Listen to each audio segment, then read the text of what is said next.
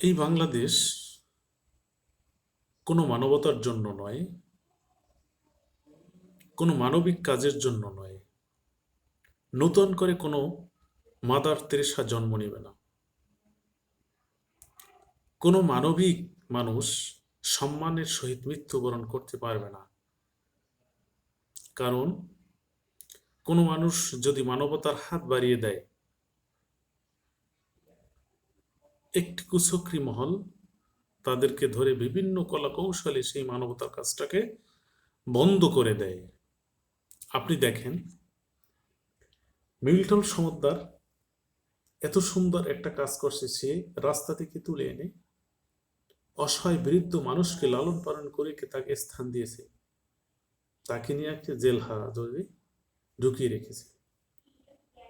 অনেক শিশু রয়েছে যারা পথ শিশু, তাদেরকে ধরে নিয়ে সে আশ্রয় দিয়েছে, লালন পালন করছে, মানুষের কাছে টাকা নিয়ে লালন পালন করে তাদেরকে রেখেছে।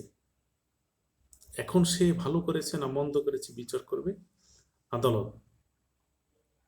আমাদের কিছু হলুদ সাংবাদিকরা সত্যকে মিথ্যা, মিথ্যাকে সত্য বানিয়ে রিপোর্ট করে মানুষকে ফাঁসিয়ে দেয়। আপনি দেখেন, আজকের হলো 22 তারিখ, 22শে জুন, বরগুনা জেলার আমতলীতে হলদে ইউনিয়নের যে একটা ব্রিজ ভেঙে প্রায় 9 থেকে 10 জন মানুষ মারা গিয়েছে। জাতির কারো টনক নড়েনি। মন্ত্রী এমপি মহোদয় গেছে, আরো যে নেতাকর্মী রয়েছে তারা গেছে।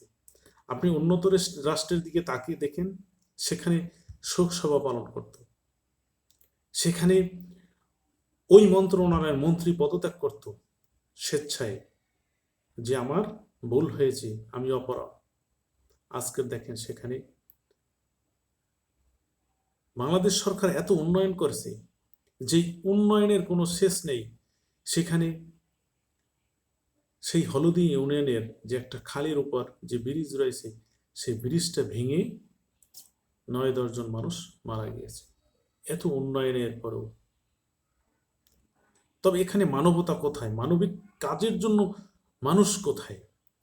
সবাই তো নিজের আখের গোছার জন্য রাজনীতি করে, চাকরি করে, কাজ করে।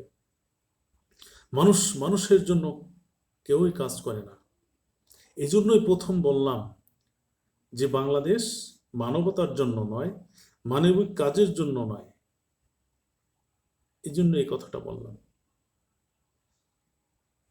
আজকের আপনি রাস্তার, বাংলাদেশ সরকার এত উন্নয়ন করছে, তারপর অনেক জায়গায় দেখা যায় রাস্তার সমস্যা, বিভিন্ন সমস্যা, মানুষ মারা যাচ্ছে, দেখার কেউ নেই। শুধু পড়তে গেছে, ঘুরতেই আছে শুধু, কে দেখবে? এই জন্য উচিত আমাদের সকলকে সচেতন হওয়ার, সচেতন থাকার, সচেতনভাবে চলাফেরা।